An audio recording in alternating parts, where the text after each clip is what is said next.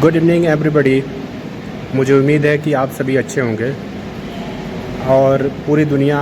देख ही रहे हैं कि आजकल में ईरान और इज़राइल की युद्ध होने के बाद पूरी दुनिया बटी हुई लग रही है और जितने सुपर पावर कंट्री हैं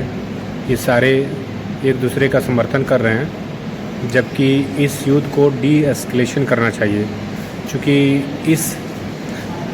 वार से पूरी दुनिया की एनर्जी का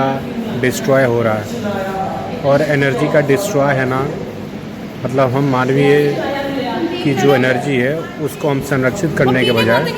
उसका ह्रास कर रहे हैं। ऐसी स्थितियों में हमें प्रकृति के जो ऊर्जा है उसको संरक्षित करना चाहिए। इसके बजाय हम दो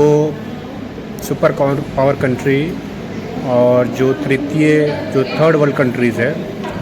और जो विकसित हैं, जो अविकसित हैं, जो निष्पक्ष रूप से कुछ न्यूट्रल हैं, तो इनके बीच में अगर हम संघर्ष करा रहे हैं और उसका सबसे बड़ा खमियाजा ये है कि ऊर्जा का ह्रास हो रहा है और ऊर्जा के ह्रास की वजह से पूरी दुनिया परेशान होगी और इसका प्रभाव जो एशिया महादेश और कई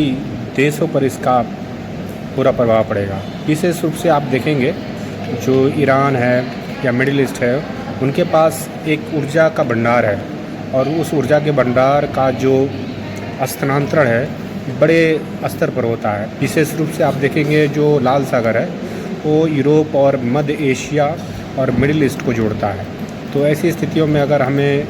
विश्व की शक्तियों को डी एस्केलेशन के बारे में बात करना चाहिए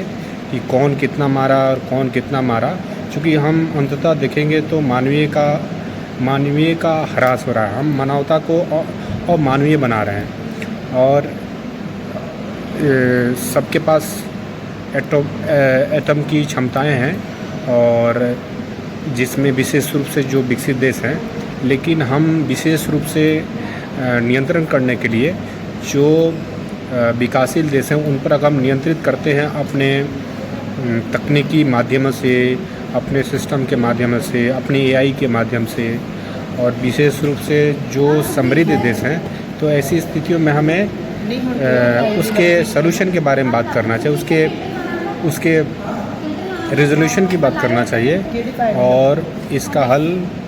हमें आपसी